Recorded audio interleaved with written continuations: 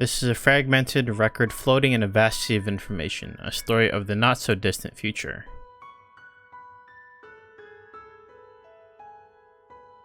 Perhaps it is an afterimage of Elysium's calculations, or perhaps a faint reflection that leaked out of the space-time gap. Who knows?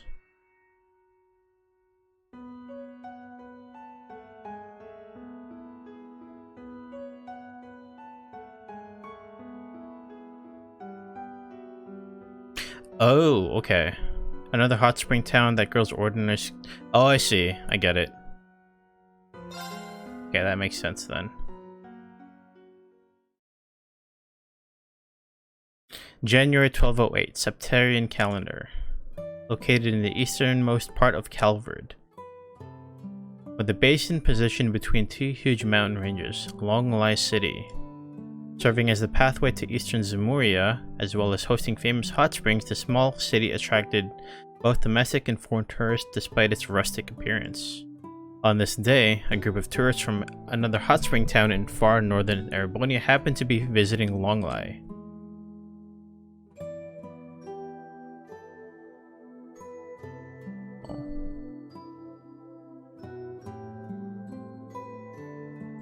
This elegant texture and rich aftertaste. What a wonderful dish. Yes, of course, the food at our Phoenix Wings Inn is second to none, but these unique flavors just can't be replicated anywhere else. This high-class inn, Hekiziro, really lives up to the expectations. It's quite a dish. Baron Theo Schwarzer and Lady Lucia Schwarzer enjoyed their meals in high spirits. In contrast, my sister Elise seemed a bit worried as she sat beside me. But if you're going to spend 2 nights with a family of 4 at an inn this luxurious, it's going to cost you quite a bit of mira. Saying as much, Elise shook her head lightly. I'm sorry, I know our family can afford it, I just have a habit of thinking too much about budget management from when I was a student body president. Seeing his sister's excessive diligence, Rean couldn't help but laugh before explaining the situation. Not to worry, everything's already been covered. After all, we were personally invited here by the manager of the Hekiziro Inn. The owner of this inn was interested in meeting up with us at another family that manages a hot spring. I believe we're planning to invite him to Ymir in exchange sometime. Isn't that right, Dad? Yeah, it's probably thanks to the return to normal relations between our countries. The Republic is in the midst of an unprecedented economic boom and the private sector is flourishing. I'm delighted. Theo took a sip of his drink before continuing. I guess our nations wish to try together more rather than needlessly hating each other. Simply in theory, but not so easy in practice. Lucia poured another helping of sake into Theo's nearly empty drinking cup. That's why we should cherish these precious memories and enjoy them to the fullest, don't you think? That's our job as a family. Rean and Elise both nodded in response. Yes, it's a family trip, so let's enjoy it to the fullest. Come to think of it, I've heard that they have some rare sweets here. Would you like to try some, brother? Yeah, we're going to take another dip in the hot springs after dinner, but I'll have some afterwards. As good as the food here is, the hot springs are really on another level. You think so too, Rean? Theo's voice ringed with enthusiasm as he hopped in on the conversation. Being the Baron of the hot springs village of Ymir, his love for them was equal to Rean's. There's a great variety of interesting hot springs here, of course, but I think the one that draws my attention the most is the medicinal baths. Yes, I first heard about them quite some time ago, but actually experiencing their unique fragrance and heat that warms you to the core firsthand was something else. Can't we use them at Phoenix Wings as well? It could be worth a try, though actually achieving the same results would be quite a challenge. Theo mulled over Rean's advice, leading to even further discussion. As her father-son debate over hot springs grew more and more lively, Lucia and Elise looked on with a smile. This was the first Schwarzer family vacation in a long time. It was a chance to enjoy the same old chatter in a brand new place. That evening, following another indulgent soak in the hot springs after dinner, Rean told his family that he was going for a walk before leaving the inn alone. Well, I guess I'd better get going. Taking a deep breath, he let the pure night air fill his lungs. Rean remembered the true purpose for which he'd come to visit Longlai. That's what I had a feeling it'd be for. InKensify, the Sword Hermit. An old man in his 70s and the founder of the 8 Leaves One Blade School of Swordsmanship. He was a living Zamorian legend.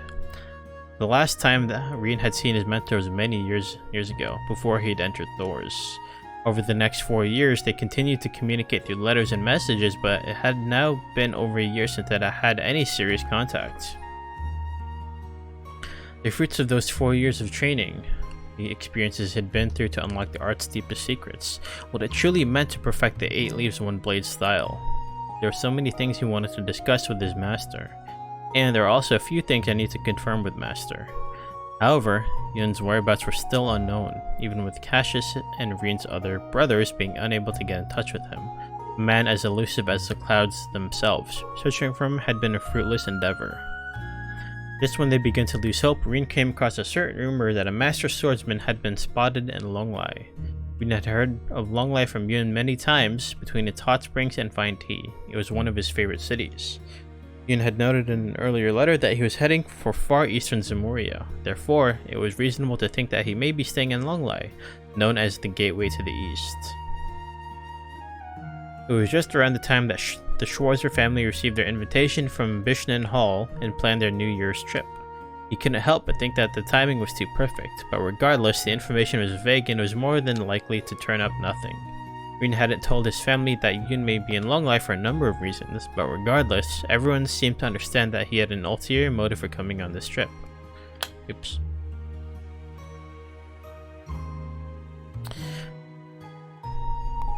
They've always wanted to see Yun again for some time as well, so I didn't want to get their hopes up. With that in mind, Rean went out for his night walk in Longlai on his own. Ahead.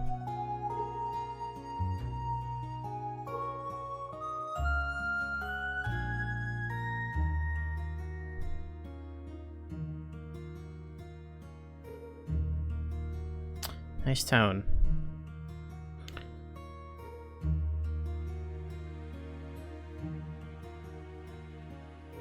The hot springs town of Longlai was made up entirely of Eastern-style buildings, giving it a unique atmosphere even among Calvard city.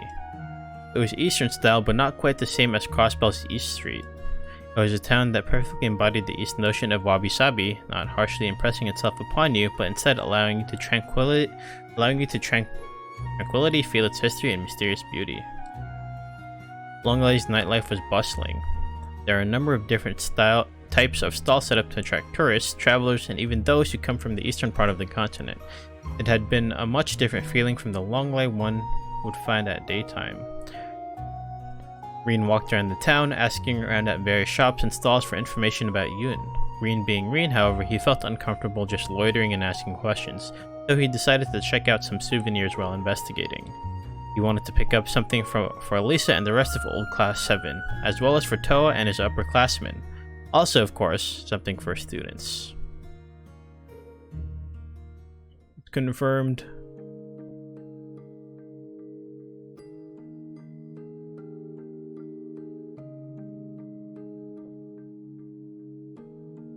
Graduation's just around the corner somehow. I think it'll be even more emotional than my own. Soon, Class 7's 2 years at Thorns would be up and everyone would be graduating. It would be Rean's first time experiencing his own student's graduation. Naturally, every time he thought about it, he'd have very mixed feelings. So much had happened in their first year alone. At the start, they were a tough class to deal with, but in good time they'd begun to get along. They were all perfectly in sync before they even knew it. They've seen and learned so much, they've butted heads countless times, but through those experiences have come to understand each other. Having overcome so many trials, their growth was incredible. It was probably the most intense year of their life, not just for the students, but for Rean as well. The 10 months following the incident, Crossbell flew by in the blink of an eye. Each one of them had used their experiences to grow and find their own path forward, settling the path and marching to the future. Every now and then they'd allow themselves a breather. But not one of them would ever stop moving forward. It had been a busy but productive year. Soon it'd be time for them to leave the academy and soar on their own wings. Rean was proud beyond measure, but he couldn't abate his own sadness. But this is how I'll feel every year from now on. Guess I chose the hard road again. He realized that he'd stopped walking somewhere along the way, paying his respects to all the teachers who'd experienced the same pain before him. Rean picked his feet back up and continued the search for information. But as it seemed, Yin was nowhere in this town. That didn't mean that Rean had completely wasted his time, however. They were still unconfirmed. But it turned out that there had been some similar sightings in the mountains to the south. If I went now, that'd mean walking the mountain roads at night. But I've already made plans with my family for tomorrow, so I guess I should get going while I still can. His course decided, Rean returned to the inn to drop off his souvenirs before quickly departing again, heading toward the southern mountains.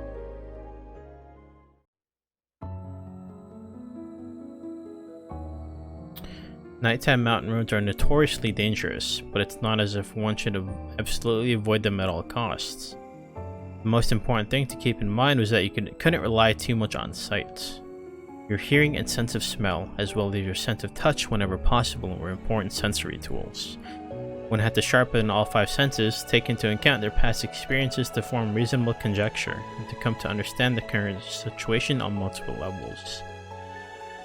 Though it doesn't quite remind me of my mountain training with Yun, that had been a much more tense situation, almost life or death training. During that period, he had been intentionally wandered into dangerous places countless times in order to secure food.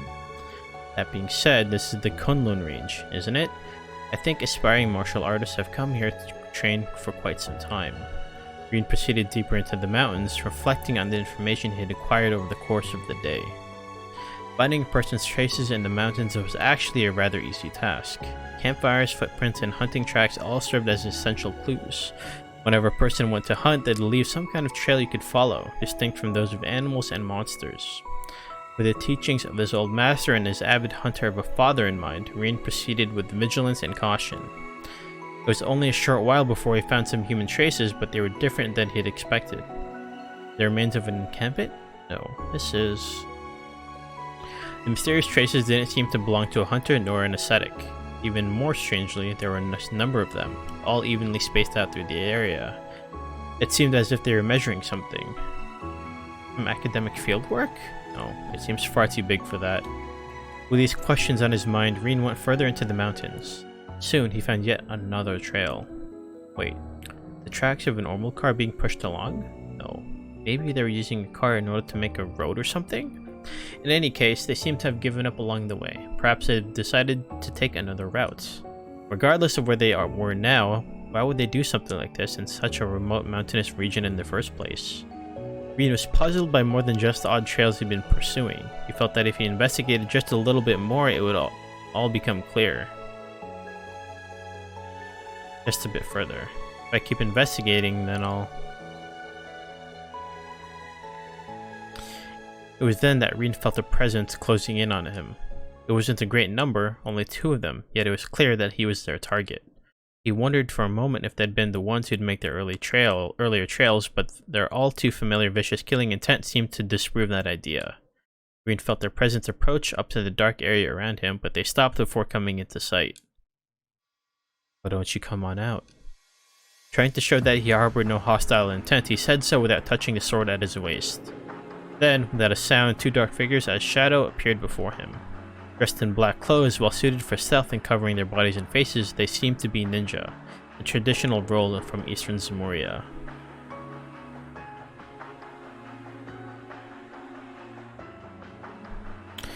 The Empire's very own Divine Blade. Your keen perception is as menacing as I'd heard. Our contract stated we're only to observe anyone that comes by, but if they'd been noted as a person of special interest, then things are different. In an instant, the 2 shadows were upon him. With no telegraphed movement at all, they'd managed to close the gap. In that same instant, they struck at him with what must have been what known as a ninto, a ninja's short but elegant strategy tachi. For a moment, Rean was caught off guard, but he quickly adjusted his stance and grabbed his tachi. 5th form, Morning Moon. Morning Moon, a form of counterattack utilizing his blade. One would watch their opponent's movements and flow as one with them before unleashing a devastating strike in return. In a single moment, he dealt with both of the ninja's attacks, unbalancing them. Ordinarily, he'd follow up by assaulting the opponents further, but still unsure of the situation, Rean instead chose to keep his gaze trained on the two of them. I thought as much from the way you moved, but actually crossing blades with you. Rean stopped for a moment, intensifying his gaze. Your technique and stance, are you two possibly students of the Eight Leaves School? As if expecting the question, the two answered after a brief moment of silence.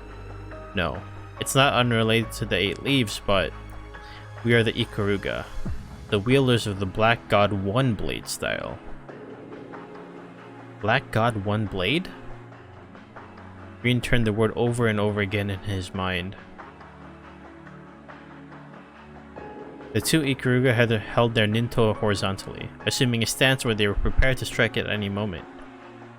Though Rean had just overcome their precious attack, he didn't intend to repeat the same failure. In response, Rean rebalanced his state. The battle was about to begin anew, yet, in that moment, Rean was assailed from the darkness by a black whirlwind, a spitting disc with a destructive force to cut down all in its path. The angle, distance, and timing were all perfect for a surprise attack. Seeing the two unsurprised Ikuruga, this attack must have been coordinated. That inescapable blade of death was rapidly approaching from behind. More than an arch and a half in length, it would be impossible to avoid. Perhaps, the young swordsman's life would be over before he even noticed the attack. So much for the Empire's famed divine blade. In the exact moment that the two shadows had assured themselves of their victory, Rean swung his body around, meeting the disc force with his blade. He didn't kill the attack's momentum, instead, applying a strong yet precise force to send it away from him. With a last-minute counter, Rean managed to deflect the attack before it could strike him. It was an application of the first form, Helix. Having forced the blade to deviate from its original course, Rean struck it once more, changing its direction once again. The blade flies back, just to the right of where it had come from. The hidden figure emerged from the shadows, having caught the returned blade.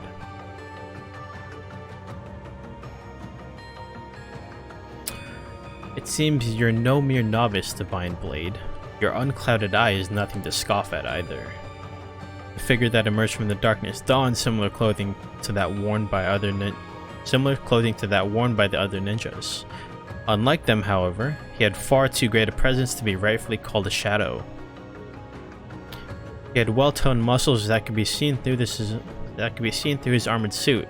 His footwork betrayed not the slightest hesitation as he approached his foe, unwavering. Through the slit in his mask, one could feel the glint in his eyes shoot through, the gaze of an emotionless hunter. His murderous intent was enough to pierce his target like a stake. He was the very image of strength, an opponent only one who could overcome countless others have any hopes of facing. You two are no match for him. Stand down. Without a sound, the two shadows melted back into the darkness. Rean turned toward the remaining figure, prepared for battle. Why in the world are you all... Could you at least do me the service of explaining why you're attacking me? I'm bound by my contract to elaborate no further. Now, young Divine Blade, leave at once. It was neither an answer, a suggestion, nor a warning. The murderous intent hidden within his calm words served as a proclamation of what would happen should Rean fail to obey. I'm sorry, but I've not yet found what I came here for. If you won't give me reason, I don't intend to turn tail and run. I see. In that case. If Rean wishes to refuse, then the man had nothing left to say to him. He only had one thing left to give him, the sign that their battle had begun. I, Kurogane of the Hazy Moon style, shall be your opponent. Assuming a sturdy, upright stance, Kurogane helped the massive blade he'd just thrown forward. I'm sure we could solve things peacefully if we just talked them over, but you don't exactly seem in the talking mood. Rean corrected his stance with a sigh. As a practitioner of the Eight Leaves One Blade style and user of the 7th form, I, Rean Schwarzer, accept this duel. Surprisingly, Rean took the first move. Kurogane wielded a most peculiar weapon. It was a large throwing sword consisting of 4 equal-length blades joined together at the center into the shape of a cross. Kurogane had thrown such a heavy weapon as if it were a child's plaything. Must have had immense physical strength beyond what was thought possible for a normal person. When thrown, the weapon held incredible destructive potential, but judging by its shape, one could figure that it wasn't well suited to close quarters combat. As far as Rean could tell, Kuragane's only weapon was the massive throwing sword. Therefore, if he could preemptively close in on him, he'd gain a massive advantage. Deciding as much in an instant, Rean made his move. Second form, Gale! His sword drawn, Rean utilized some special footwork to close the distance in an instant and slash at him. But Kurogane took the blow with ease. Though the strike itself had no effect, Rean had still managed to close the gap as he had intended. Rean thought that if he just continued this onslaught, he'd be able to push right through. But just as he felt that hope, Kurogane broke his cross-shaped sword in half. No, it wasn't that. The weapon must have had such a mechanism from the beginning. Regardless, he now held in his hands a pair of twin blades.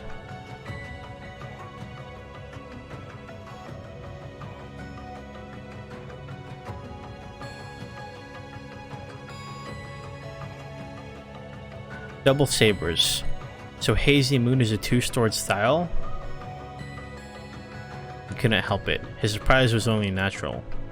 Double-edged sabers were an extremely difficult weapon to handle, a relic from the Dark Ages. As far as Rean knew, the only person capable of managing one was Crow. Utilizing two of them at the same time? It was unthinkable, a feat that required incredible skill. Capitalizing on Rean's brief moment of surprise, Kurogane immediately attacked. The double saber's offensive advantage allowed Rean no room for error. The amount of effort required from each opponent was greatly skewed in Kurogane's favor, and soon Rean found himself on the defensive. Blade clashed fiercely against blade. Sparks flew from the swords as brief flashes in the night sky. The back and forth of offense and defense continued for some time. Kurogane held the clear advantage from the outset, but he couldn't press it any further. Rean was slowly but steadily regaining ground. It was natural that through the course of such a battle, Rean would get used to the twin-bladed sword's movements, even though they defied common sense. Yet, it was more than that. He felt that he was beginning to see it. The optimal distancing. Double-edged swords, by their nature, had a much shorter reach than they first appeared. Their blade was, after all, only half the length of the weapon. Kurogane's blades were considerably shorter than Crow's, likely since they were designed for throwing. Because of this, however, Rean's sword actually had a narrow advantage in reach. Rean went back and forth, finding where Kurogane's blades could and couldn't reach. If he could allow his blade to just barely connect with his opponent's attack, he'd then be able to follow up with a strike of his own. In such an event, the fact that Kurogane required less effort would actually be a detriment, leaving him open to a counterattack. Finally, Kurogane, growing impatient from the back and forth, took an unnecessary step. Rean deftly avoided the strike and capitalized on his misstep, unleashing a diagonal upward slash. Got you. A powerful blow strikes the hilt of one of Kurogane's dual sabers, sending it flying from his hand. Rean hurried in for the follow-up, but Kurogane instantly recovered from his initial shock and moved to respond. Using his other saber, he guards against Rean's follow-up attack before grabbing a kunai with his free hand and throwing it to keep Rean at bay. As he tossed it, he took a great leap backwards, granting himself some distance. A splendid performance, Divine Blade of the Eight Leaves.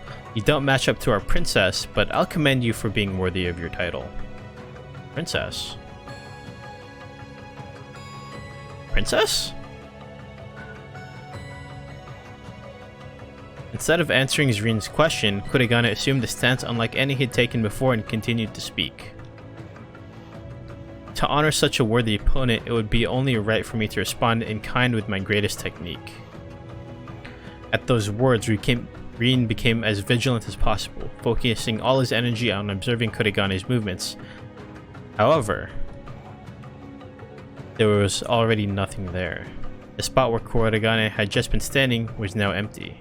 He never took his eyes off him, never let his guard down, and yet somehow lost sight of the enemy right in front of him. An impossibly quick maneuver? Spatial dislocation? It didn't seem to be either one. Then, he somehow made himself invisible, but he's still there? No, that couldn't be it. At some point, the sword Rean had sent flying, and that should have been sticking out of the ground, had disappeared as well. I can sense his presence. He's still around, so that must mean... Oops. Hold on a second.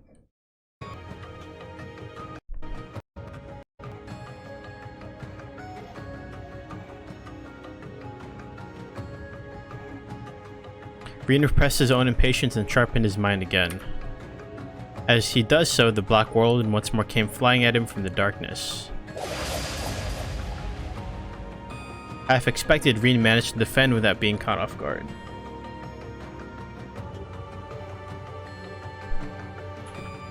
Somehow Kurogane had rejoined his dual sabers into their cross-shaped form and launched it from the darkness once more. The angle of the attack changes in the Shrining Presence. Let's try to retrace it all back. Oh, I'm ahead. Hold on a second. Okay, now I'm caught up.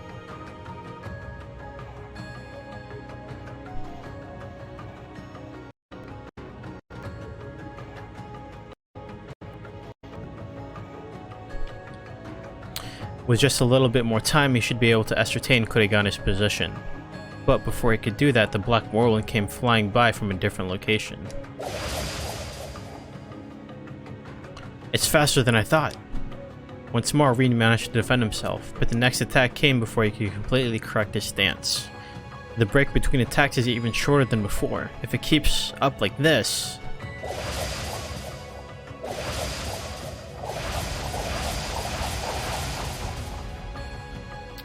The same attack came over and over. With each attack, the period between throws got shorter and shorter. Soon, the black whirlwind's repeated attacks grew in ferocity and speed such that they coalesced into a mighty storm, the air surrounding Rean blowing with the winds of death. It's like being attacked by multiple enemies at the same time. There's no way. Is he duplicating himself? The enemy lurked in the darkness, his attacks only growing in frequency. In the state, it'd be impossible to grasp the assailant's position, even if Rean used his unclouded eye.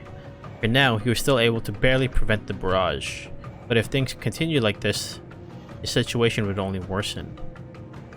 I guess I'll have to use my own secret technique. Despite understanding the immense danger he was in, Rean took his mind off the battlefield. Giving up on complete evasion and defense, he simply made sure to protect himself enough to avoid a fatal wound, pouring all of his consciousness within himself, the power he'd cultivated for so long. The power he'd once feared, detested, and rejected. The power he'd once relied on, sought, and nearly allowed to engulf him. The power he'd faced alongside his friends, overcoming it and assimilating it within himself. Emptying his mind as if it were a void. He unleashed it. Lucid Spirit Unification. He gathered the unleashed power within his blade. With a single rotation of his body, he swung his sword horizontally through the air. His blade, honed to its limit, flew through the air. It struck down the barrage of sabers and cut down the clones that had been rapidly filling the darkness around him. And then... I've got you. Grasping the position of the real Kurogane, he rushed towards him. The real Kurogane was so surprised by Rean's incredible comeback that he lost his footing completely and was unable to deal with the next attack. I'll finish it with this one strike. Rean poured all of his momentum into a single strike. Both he and his opponents were convinced that this was the end. And yet... Zeroth form. Twin shadows. A voice as light as a bell climbed through the night air as the jet black flash cut through the sky, engulfing even the light of the moon. The flash intercepted Rean, preventing his attack from reaching his target. And that wasn't all. What? With a high-pitched metallic ring, Rean saw his beloved Tachi snap perfectly in half. Oh no. Princess? Kurogane was shocked by the appearance of this new figure. He couldn't figure out what she could possibly be doing here. I just heard what was happening from our two scouts. Having all this fun out here without me? How greedy of you. She blamed Kurogane with a discontent tone of voice, yet she seemed to be enjoying herself regardless. When he turned to see who was speaking, the figure he laid his eyes upon was more breathtaking than he could have imagined.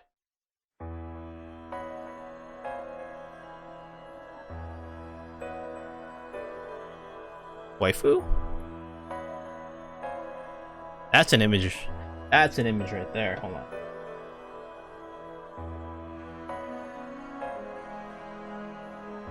Oh, that's really cool.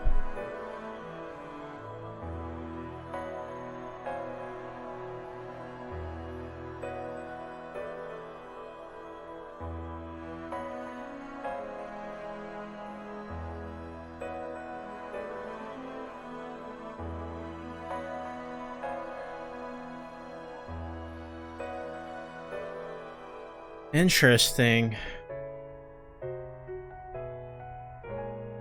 Who can this lady be?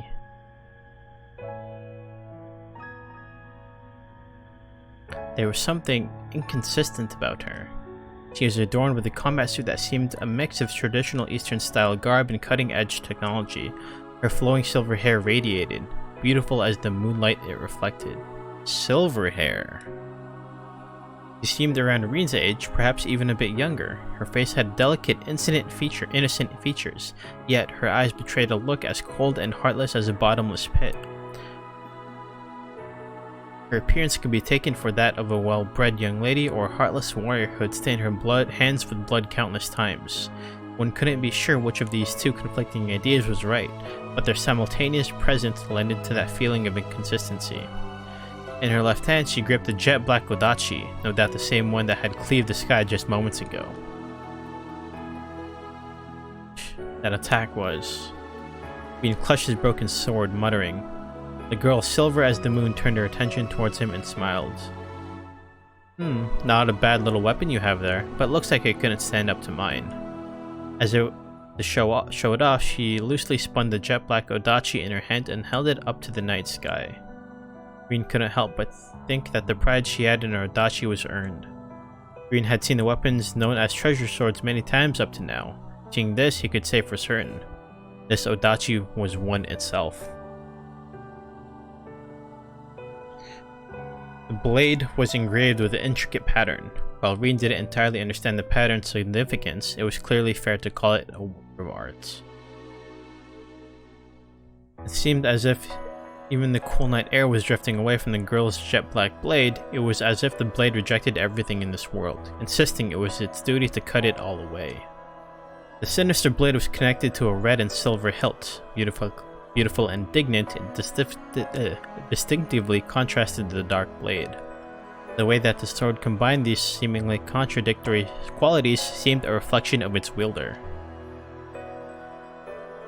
It's certainly an impressive sword, but I still don't think it could have been enough to pull that off on its own. A technique, I've never heard of it, but it has to be somehow related to the 8 leaves, and her ability. There's no doubt she's on the level of a divine blade. Rean couldn't help but stare at his opponent. The silver swordswoman, on the other hand, seemed to be enjoying herself, and laughed heartily. I didn't expect to meet you here today. Perhaps this, too, is the providence of Master's divine scion's gaze. Or perhaps I'm just overthinking things. You can't mean... She spoke as if she already knew him, yet Rean could only pose it a guess. That was an interesting technique you used just now. Lucid Spirit Unification, huh? I'm quite intrigued. Unlike all of our dull senior pupils, you're quite the cute little brother of a pupil, aren't you? Hearing that, Rean's guess became certainty. Are you one of... But the girl turned herself around mischievously, not allowing Rean to finish his sentence. Master isn't here, so just be a good boy and turn back around, okay? You've earned this nice little trip abroad for yourself, so you should have fun while you're here. At most, you should just go and sharpen your blade for when you need it again. The silver-haired girl pointed to Rean's broken tachi with a satisfied smile before leaping away toward the moon. Unable to call out to her, Rean could only watch dumbfoundedly as she disappeared from sight. Without Rean noticing, Kurogane had also disappeared. Well, the Ikaruga, Black God One Blade, and a fellow pupil. his goal of finding Yun still unfulfilled. Rean was now left with nothing but mysteries and doubt. It wasn't just the girl and her compatriots. Rean was certain there was something yet to be uncovered in the mountains ahead. However, it looks like uncovering those truths may not be my role. Looking down at the shattered remains of his beloved sword, Rean was forced to consider once more just how vast this world was. It was confirmed that his master was nowhere to be found. Then, this was just a normal family vacation. Therefore, the encounter he just had was little more than a coincidental passing by. At least, that's all it was, for now. When I get back home, I have some reforging to do, both for my sword and for myself. There's nothing that I could do for this place, let alone this whole country, as he was now. He couldn't prevent whatever happening was about to occur. However, he had to prepare for the threats that loomed ahead of him. In the face of the vast world, Rean was still inexperienced. If he wished to be prepared, he'd have to hone himself more than ever before.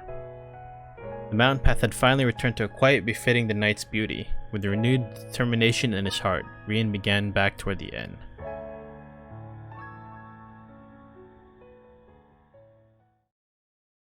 Another hot spring town end. Wow. That's one thread. Wow. So damn, okay.